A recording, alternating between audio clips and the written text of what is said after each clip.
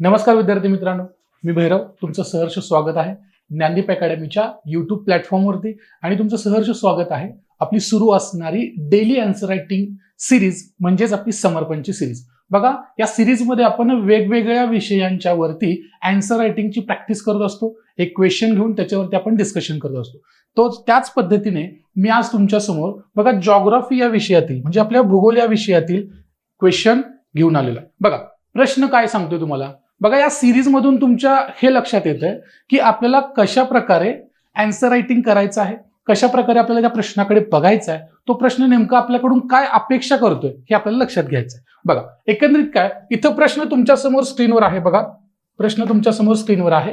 प्रश्न असा आहे की कॉन्टिनेंटल ड्रिफ्टच्या सिद्धांतावरून तुम्हाला काय समजते आणि त्याच्या बाजूने मुख्य पुराव्यावरती चर्चा करा. हे बघा जॉग्राफीचा किंवा भूगोलाचा ज्यावेळेस आपण अभ्यास करत असतो त्यावेळेस सगळ्यात महत्वाचा मुद्दा येतो किंवा सगळ्यात महत्वाची थेरी जी असते ती कॉन्टिनेंटल ड्रिफ्ट थेरीची आहे की कशा प्रकारे हे भूखंड की जे आतापर्यंतचे जे आज तागायत जे खंड आहेत जसं युरोप आहे, आशिया आहे, दक्षिण अमेरिका आहे, उत्तर अमेरिका आहे, हे जे खंड आहेत त्या खंड कसे तयार झाले या खंडाशी निगडीत असणारी ही थेरी आहे आणि खूप इंटरेस्टिंग थेरी आहे. बघा याचं उत्तर आपल्याला बहुतांश माहित असतं, फक्त आपल्याला प्रश्न कशा स्वरूपामध्ये विचारलाय आणि तो प्रश्न आपल्याकडून काय अपेक्षा करतो हे आपल्या लक्षात आलं पाहिजे. पुढची काय दिलंय तर त्यांनी मुख्य पुराव्यावरती चर्चा करा असा मुद्दा दिलाय. म्हणजे आपल्याला काय करायचं आहे या कॉन्टिनेंटल ड्रिफ्ट थेरीचा तर तुम्हाला मुद्दे मांडायचेच आहेत, पण सगळ्यात महत्वाचा मुद्दा आहे त्याच्यामध्ये तुम्हाला ते पुरावे दाखवून तुम्हाला ती थेरी सिद्ध करायची. बघा आता आपण काय करूया, याच्यामध्ये सुरुवातीला तुम्हाला करताना प्रस्तावना म्हणा किंवा इंट्रोडक्शन सुरुवातीला लिहायची असते. ओके, त्या प्रश्नाची सुरुवातीला तुम्हाला इंट्रोडक्शन लिहायची आहे. फॉर एक्झाम्पल कसं वॅगनारने ही थेरी मांडली होती. ओके, वॅगनारने सुरुवातीला सांगितलं की हे सर्व जे खंड आहेत त्या खंडांचा एकच भूभाग होता ज्याला आपण पॅन्जिया म्हणतो. ओके, कालावधीने भूअंतर्गत हालचाली झाल्या, काही बाह्य फोर्स असतील किंवा इंटरनल काही फोर्सेस असतील, या फोर्सेसचा इम्पॅक्ट होऊन काय झालं हे खंड हळूहळू सेपरेट व्हायला लागले किंवा बाजूला जाऊ लागले. हे वॅगनरने थेरी मांडली आणि त्याच्याशी त्यानं भरपूर पुरावे देखील सादर केले. बरोबर आहे का. त्याच्यामध्ये हे पहिलं सेंटेन्स आपण इंट्रोडक्शन मध्ये लिहू शकतो. त्याच्यानंतर आपण जे पुरावे चर्चा करणार आहोत ते आपले आन्सरचं किंवा आपल्या उत्तराचा मुख्य गाभा असेल किंवा आपल्या आन्सरची बॉडी असेल. बरोबर आहे का. आणि बॉडीमध्ये आपण जेवढे जेवढे महत्वाचे पुरावे आहेत, एव्हिडन्स आहेत, त्या एव्हिडन्सवरती आपल्याला काय करायचं, ओहापोह करायचं. हे तुमच्या लक्षात आलं पाहिजे. आणि शेवटी आपल्याला काय लिहायचं त्याच्यावरती कन्क्लुजन लिहायचं असतं. बरं का. कन्क्लुजन जास्तीत जास्त लिहायचं नाही, मॅक्सिमम आपल्याला 1 ते 2 सेंटेन्स मध्ये ते आपलं कन्क्लुजन असलं पाहिजे किंवा ठराविक शब्दांमध्येच ते आपलं कन्क्लुजन असलं पाहिजे. चला तर बघूया आता याच्यामध्ये कॉन्टिनेंटल ड्रिफ्ट थेरी असेल. ओके, या ड्रिफ्ट थेरीमध्ये हा जो प्रश्न दिला या प्रश्नाचा लोकस काय होता एकंदरीत तर आहे आपला जो हे जे भूखंड विभाजन झालं या खंडांच्या विभाजनाच्या थेरीवरचा हा प्रश्न आहे. आणि सगळ्यात महत्वाचं याचा फोकस काय असणार आहे या प्रश्नाचा, तर या प्रश्नाचा फोकस असणार आहे की याचे पुरावे काय आहेत की बाबा हा कॉन्टिनेंट एकच होता. म्हणजे एकंदरीत सुरुवातीला जे वॅगनरनं सांगितलं की हा एकच मोठा भूखंड होता त्याचे पुरावे काय, या प्रश्नाचं आपल्याला उत्तर द्यायचं आहे एकंदरीत. बघा आता तुमच्या लक्षात येऊन जाईल आपण कशा प्रकारे या प्रश्नाची मांडणी करणार आहोत. बघा या प्रश्नामध्ये तुम्हाला तुमचं इंट्रोडक्शन लिहायचं आहे. त्या इंट्रोडक्शन मध्ये ही थेरी कोणी प्रपोज केली किंवा कोणी मांडली हे तुम्हाला लिहायचं आहे. जसं की अल्फ्रेड वेगनर यांनी थेरी काय केली रे, प्रपोज केलेली आहे. कोणती थेरी की ही थेरीमध्ये हे जे आजचे जे सर्व खंड आहेत हे खंड एकाच मोठा भूभाग होते ज्याला पॅन्जिया म्हटलं जातं. हे याच्यामध्ये आपल्याला नमूद करायचं. हे आपलं इंट्रोडक्शन आहे. बघा वेगनरच्या मते सुरुवातीला हा सर्व भूभाग म्हणून एकच पॅन्जियाच्या स्वरूपात भूभाग होता आणि त्याचे त्याने पुरावा सादर केला. मुद्दा क्लिअर आहे. ही आपली असेल इंट्रोडक्शन. आता आपल्याला बघा याच्यामध्ये अजून काय लिहिता येईल आपल्याला याच्यामध्ये तर कालांतराने जे बाह्य आणि अंतर्गत फोर्सेस आहेत, ओके, इंटरनल आणि एक्सटर्नल फोर्सेस असतील किंवा बाह्य आणि अंतर्गत शक्ती असतील, याच्यामुळे काय झालं भू अंतर्गत हालचाली व्हायला लागल्या आणि हे खंड काय व्हायला लागले, सेपरेट व्हायला लागले.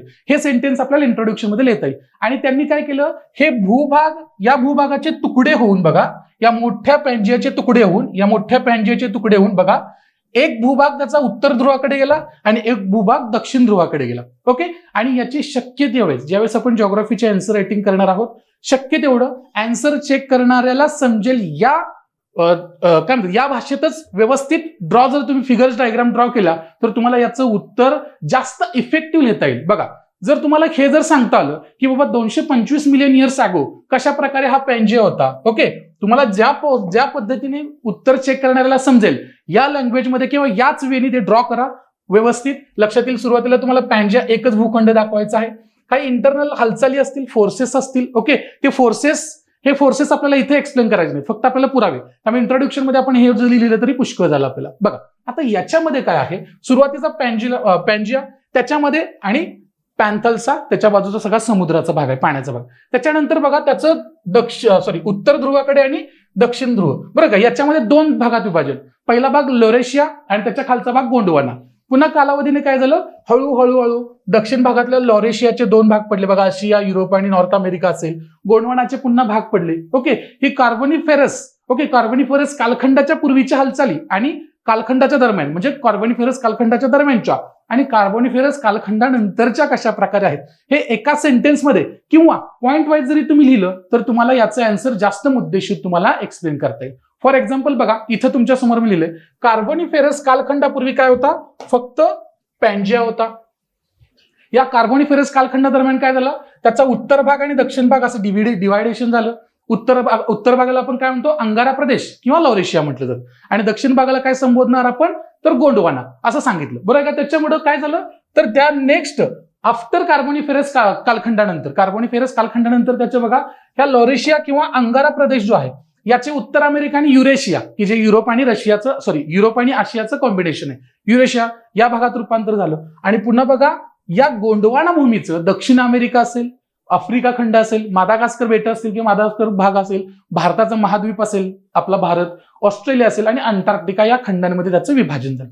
इतकं याच्यामध्ये इंट्रोड्युक्शन किंवा नेसेसरी मुद्दे एवढं आपल्याला लक्षात आलं. आता याच्यामध्ये पुराव्यांच्याकडे लिहिताना की जो सुरू होईल आपली मेन बॉडी ऑफ आन्सर होईल. बघा, हे आन्सर लिहिताना तुम्हाला मॅक्सिमम 7 मिनिटांचा अवधी असतो. त्या 7 मिनिटांमध्ये ऍक्च्युली 7 मिनिटच का, ज्यावेळेस तुम्ही 7 ते 8 मिनिटं घेऊन आन्सर राईट कराल तर त्यावेळेस तुमचा कम्प्लीट पेपर तुम्ही व्यवस्थितरित्या लिहू शकताय. बघा, त्यासाठी तुम्हाला आन्सर प्रॅक्टिस असणं गरजेचं आहे आणि त्यानुसार उत्तर लिहिणं अनिवार्य आहे. बघा, मेन बॉडीमध्ये काय लिहिणार तुम्ही, हे जे खंडीय विस्थापन आहे, ही कॉन्टिनेंटल ड्रिफ्ट थिअरी, याचे कोणते कोणते पुरावे आहेत ते आपल्याला पाहायचे. बघा, या पुराव्यामध्ये जर तुम्ही अभ्यासलं तर तुमच्या एक गोष्ट लक्षात येऊन जाईल, पुराव्यामध्ये 4 ते 5 पुरावे आहेत. बघा, इथं पहिलाच सेंटेन्स तुम्हाला दिसतोय आणि याच वेळी ज्याला अंडरलाईन करायचं, जिक्सॉ फिट. बघा, जिक्सॉ फिट हे जिक्सॉ पझल जे आहे, फॉर एक्झाम्पल कसं आहे, एखाद्या नकाशाचे तुकडे तुकडे दिलेले असतात, लहानपणी मुलं खेळत असतात बघा, ते तुकडे काय करायचे, अशा पद्धतीने जोडायचे की तो नकाशा कंप्लीट झाला पाहिजे, त्यालाच काय म्हटलं जातं, जिक्सॉ फिट. आता या जिक्सॉ फिटच्या अनुमानात या जिक्सॉ फिट का म्हटलं, तर जसं की अटलांटिक महासागर आहे बघा, या अटलांटिक महासागराची पूर्व सीमा बघा, अटलांटिक महासागराचा असा सेप यस मध्ये आहे, ही याची पश्चिम सीमा आणि अटलांटिक महासागराची पूर्व सीमा, बरोबर आहे का. या 2 किनारे कसे आहेत, एक समान आढळतात, म्हणजे त्या दोघांना जर एकत्र फिट केलं, एकत्र जोडण्याचा प्रयत्न केला तर ते तंतोतंत जुळतील अशा प्रकारचे याचे किनारे आहेत, म्हणून याला जिक्सॉ फिट म्हटलं जातं. बघा, सेम म्हणजे उत्तर अमेरिकेचा पूर्व किनारा असेल किंवा युरोपचा पश्चिम किनारा असेल, ते एकमेकांना व्यवस्थित जुळतील. त्याच पद्धतीने दक्षिण अमेरिका असेल आणि दक्षिण अमेरिकेचा पूर्व किनारा आणि आफ्रिका खंडाचा पश्चिम किनारा, ओके, आफ्रिका खंड आणि इकडून येणारा समजा हा जो दक्षिण अमेरिका आहे, ते एकमेकांना व्यवस्थित फिट होतील. हे आपल्या उत्तरामध्ये येणं अनिवार्य आहे, कारण की हा जिक्सॉ फिट हा एक प्रकारचा तुम्हाला एव्हिडन्स असणार आहे. बघा, याच्यामध्येच अजून कोणता पुरावा आपण देऊ शकतो, तर आपण हा सुद्धा पुरावा देऊ शकतो. अटलांटिक हा महासागर आहे, या अटलांटिक महासागराच्या दोन्ही किनाऱ्यावरती, पूर्व आणि पश्चिम दोन्ही किनाऱ्यावरती जर खडक पाहिले, खडकांचे जर प्रकार पाहिले, तर त्या खडकांचं वयोमर्यादा, एज असेल किंवा त्यांचे प्रकार असतील, यांच्यात तुम्हाला साधर्म्य असलेलं पाहायला मिळेल, ज्याची उदाहरणं तुम्हाला इथं नमूद करावी लागतील. ओके, कोणत्या कोणत्या देशांमध्ये खडक प्रणाली सारखी सापडते, हा सुद्धा मुद्दा तुम्हाला इथं एक्सप्लेन करावं लागेल. फॉर एक्झाम्पल कसं, ब्राझीलचा पूर्व किनारा असेल, तिथं आढळणारे खडक असतील किंवा आफ्रिकेच्या पश्चिम किनाऱ्यावर आढळणारे खडक हेच कसे असणार आहेत, सारख्या प्रमाणाचे असणार आहेत. आणि जे तुम्ही उदाहरणं द्याल, ओके, जे उदाहरणं द्याल महत्वाचे, त्याला तुम्हाला अंडरलाईन करायचं आहे. हा मुद्दा तुम्ही लक्षात ठेवायचा, जेणेकरून आन्सर तुमचं कसं असलं पाहिजे, इफेक्टिव्ह असलं पाहिजे. फॉर एक्झाम्पल बघा, काही पर्वतरांगा, आपण एजेस ऑफ रॉक्स पाहिले, म्हणजे खडकांच्या प्रकाराने त्यांच्या एजेसनुसारच मुद्दा पुढे लिहितोय. याच भूगर्भीय पुराव्यानुसार आपण अजून काय मुद्दा लिहायचा, तर ज्या पर्वतरांगा आहेत किनाऱ्याच्या, ओके, त्या किनाऱ्यांच्या पर्वतरांगांमध्ये सुद्धा तुम्हाला साधर्म्य असलेलं पाहायला मिळणार आहे. हा मुद्दा महत्वाचा. आणि जीवाश्मांचं वितरण जर पाहिलं, फॉसिल, ओके, फॉसिल्स बद्दल जर पाहिलं, ज्या वनस्पती आणि प्राणी आहेत, वनस्पती आणि प्राण्यांचं स्ट्रक्चर असेल किंवा प्रकार असतील, ओके, ते सुद्धा तुम्हाला सारखं सापडणार आहे. कोणत्या कोणत्या जे दोन भूभाग एकत्र होते, जोडलेले होते, त्या दोन भूभागांच्या खंडांमध्ये. अटलांटिक महासागराचा पूर्व किनारा आणि पश्चिम किनारा या दोन्हीच्या बाजूला जे प्राणी आणि वनस्पती तुम्हाला सापडणार आहेत ते कशा त्यांच्यामध्ये साधर्म्य असणार आहे किंवा सारख्याच वनस्पती सारखेच प्राणी तुम्हाला पाहायला मिळणार आहेत. फॉर एक्झाम्पल बघा, ग्लोसोप्टेरिस ही वनस्पती ही जी दोन्ही भूखंडावर तुम्हाला आढळते. हा मुद्दा तुमच्या लक्षात आला पाहिजे. बघा आता अजून कोणता मुद्दा याच्यामध्ये आहे, तर दुसरा मुद्दा येतोय टिलाइट्सचा. ओके, कोणता मुद्दा येतोय टिलाइट्सचा, की जे हिमनदीने जे गाळाची म्हणजे टिलाइट म्हणजे काय रे, पिठासारखा खडक असतो, एकदम मृदाच म्हणा, गाळाची मृदा. त्याचप्रमाणे भारतातील जी गाळाची गोंडवाना प्रणाली आहे तीच गोंडवाना प्रणाली तुम्हाला सगळीकडे पाहायला मिळेल. कुठं? 6 वेगवेगळ्या भूभागांमध्ये. ते कोणते कोणते 6 भूभाग आहेत, तर आफ्रिका आहे, फोकलँड बेटे आहेत, मादागास्कर आहे, तुम्हाला अंटार्क्टिका आणि ऑस्ट्रेलिया या भागांमध्ये तुम्हाला ते पाहायला मिळणार आहेत. इथं हे पुरावे तुम्हाला सांगतात की याच प्रकारची गाळाची गोंडवाना प्रणाली तुम्हाला या 6 खंडांमध्ये असलेली पाहायला मिळणार आहे. हा मुद्दा तुमच्या लक्षात येणं अनिवार्य आहे. बघा, आणि या प्रश्नाचं ज्यावेळेस तुम्ही कन्क्लुजन लिहिणार आहात, तुम्हाला एका वाक्यामध्ये किंवा ठराविक मोजक्याच शब्दांमध्ये याचं कन्क्लुजन काय लिहायचं आहे, तर हे लिहायचं आहे की वरील जी आपण नमूद केलेली तथ्य आहेत किंवा पुरावे आहेत याच्यावरून आपल्या असं लक्षात येतं की हे जे खंडीय प्रवाह किंवा कॉन्टिनेंटल ड्रिफ्ट सिद्धांत आहे, या सिद्धांतानुसार आपण हे म्हणू शकतो की हे सर्व खंड एकेकाळी किंवा कार्बोनिफोरस पिरियडच्या पूर्वी कसे होते, एकच भूभागात होते की जे पॅन्जियामध्ये होते. हे सुद्धा तुम्ही याच्यामध्ये नमूद करू शकता. एकंदरीत या प्रश्नाच्या अनुषंगाने आपण एक्सप्लेन केलेले बघा, त्याची इंट्रोडक्शन असेल, ओके, त्याची मेन बॉडी असेल आणि त्याचं कन्क्लुजन असेल. एकंदरीत हा प्रश्न आपला इथंच संपतोय. अशाच प्रकारे तुम्हाला तुमच्या अँसरची बॉडी किंवा इंट्रोडक्शन, बॉडी आणि कन्क्लुजन यामध्ये स्ट्रक्चर बनवायचं असतं. चलो, धन्यवाद.